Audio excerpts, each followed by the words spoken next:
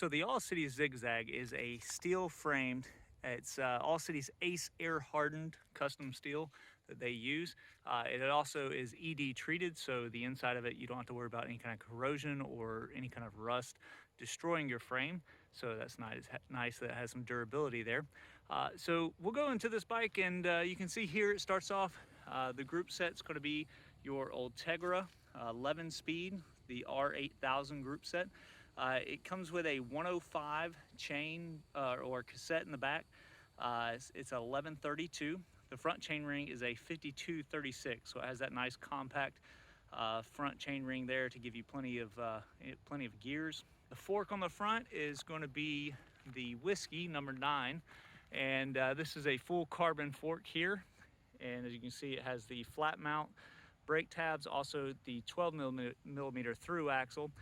There's 12 millimeter through axle on the rears too. The rear is 142 by 12. The front is a 100 by 12. The wheel set is Whiskey's in-house 30D carbon wheel set. The hubs are All City labeled hubs there, but they are basically Novatec hubs. So if you do want to switch to like an XDR or some other group set in the future, there's plenty of free hub options there.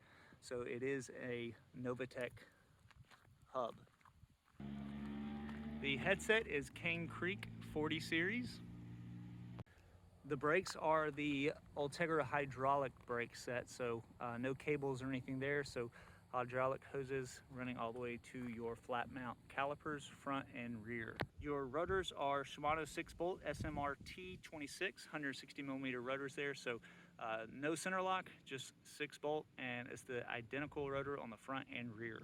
The cockpit is Whiskey number 7 alloy seat post, also alloy stem, and an alloy handlebar. The tires are the Terravel Ramparts.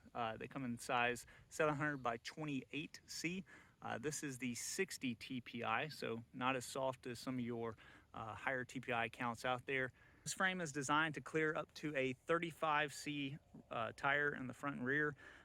If you run fenders, then that's going to go down to about a 32C tire. Now this is your endurance road bike, so it's not made to be a gravel bike, although it can clear up to 35C tires, so you can go on some excursions with it. The front fork, I would say, could probably clear much larger than a 35C. The limiting factor on tire clearance is going to be the rear end and the chain stays down here. Right off the bat, my favorite part about this bike is obviously the paint scheme, beautiful paint scheme there. Also the just traditional accents that are on it. So if we go zoom in here, you can see that the seat post clamp there, it's braze on, and it's got the AC logo right there. It looks really, really good. It even has a little stub here for your frame pump. So if you do decide to run a frame pump like your classic bikes, it has that to keep your pump secure. It has the old style down tube shifter mounts there.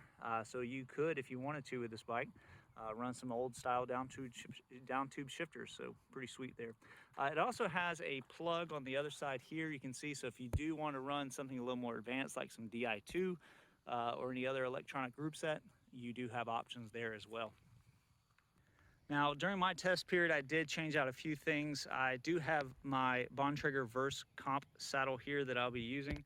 So I'll use this saddle instead of the stock one. The stock one's just a basic Velo style saddle, and there's no cutout in it. And if there's no cutout, I don't ride it. So I put my saddle on there to get a good feel. Also put a couple cages into it that I had laying around, and put my power meter pedals on there. So my Garmin Vector 3s that's been converted to SPD, so I'm using that. And then I put a Garmin mount on the front to keep up with my activity and everything. But other than that, everything else is bone stock. So let's get it on the road and see how it actually rides.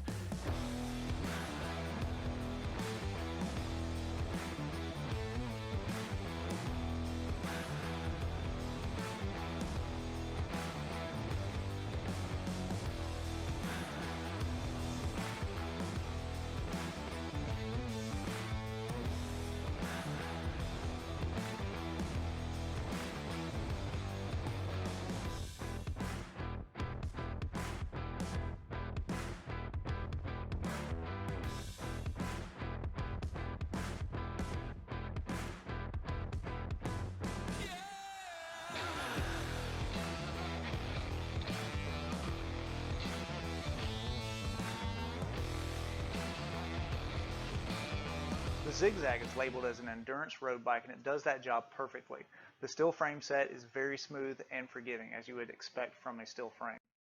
The geometry is very stable, yet not too sluggish. The bike corners well, but do not expect it to be like a crit bike. But it also isn't like as slow as like a full-on gravel bike. It feels like it's right in between both extremes. I tested the size 58, which feels larger than other 58 bikes out there. I think it's the traditional geometry with the taller seat tube, also the top tube being taller. It just feels much larger than your modern compact style frames of today. I would size down if you're between sizes. So if you're between a 56 or a 58, I would go down to a 56. If you're right on a 58, I would stay with a 58. I did prefer the slightly larger feel of the 58, and I'm 6'1", if that helps. Now, as far as the acceleration of the bike, that is what was noticeable to begin with, and I think it has to do with the added weight of the frame. Obviously, steel is not going to be as light as your top-end carbon bikes out there. It definitely did not feel like a spring chicken when I stood up to apply a burst of power.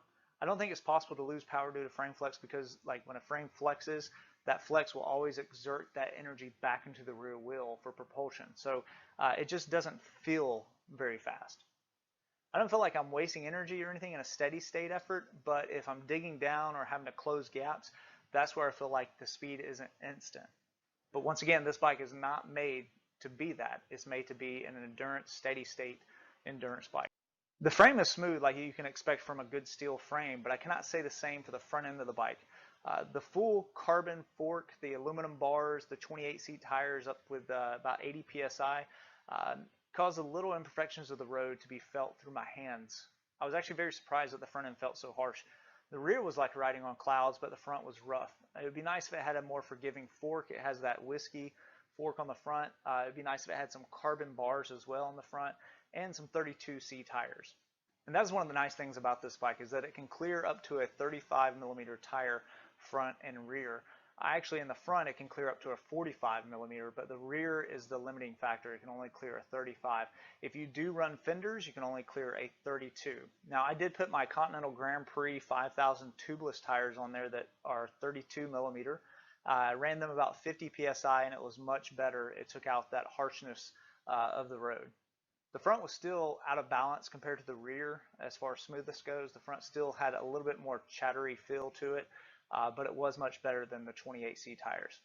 I would prefer All-City to spec some larger tires with a higher TPI count, along with a more supple fork.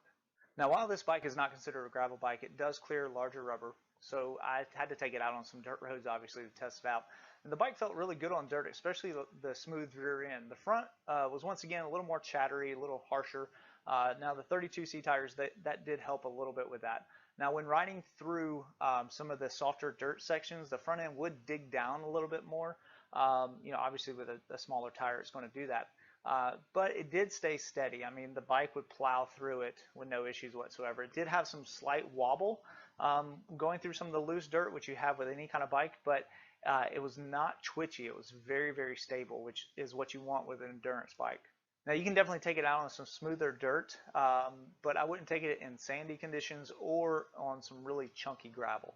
Now, the wheels were a bit disappointing because they are only a 19 millimeter internal width, which was the common thing with wheels about 5 years ago.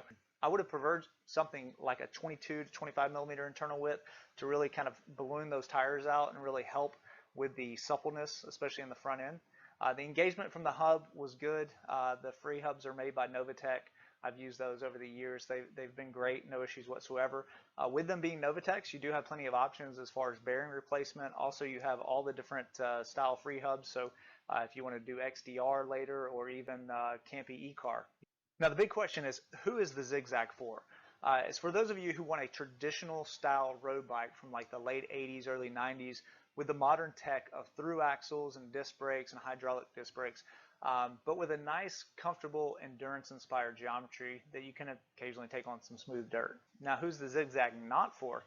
Despite its name, it isn't for those of you who want a lively bike that has super fast acceleration.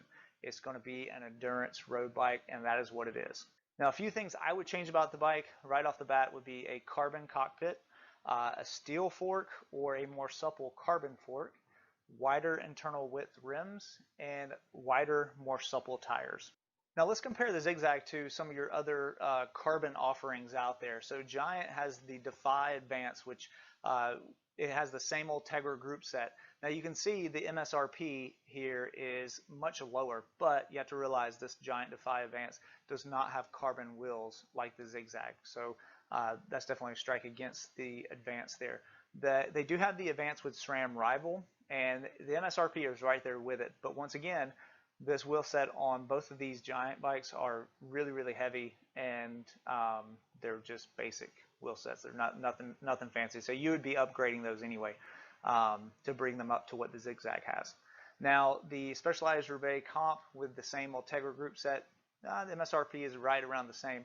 Once again, this is with alloy rims, not carbon rims. So if you're happy with the carbon rims that I mentioned before on the Zigzag, you actually get a little bit more out of that. So now once again, if you want this style of bike, if you want the old style of bike, then this price tag is going to be worth it to you.